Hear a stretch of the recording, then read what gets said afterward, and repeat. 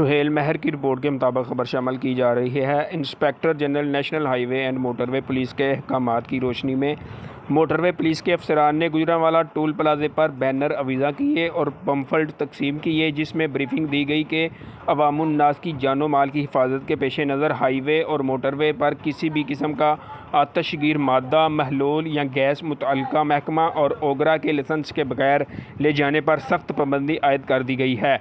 इसके अलावा किसी किस्म का आतशगीर मादा, महलूल या गैस जिसकी वजह गैर महफूज तरीके से लोडिंग की गई हो, जो मुसाफिरों के लिए नुकसान का बाइस बन सकती हो, सख्ती से मना है।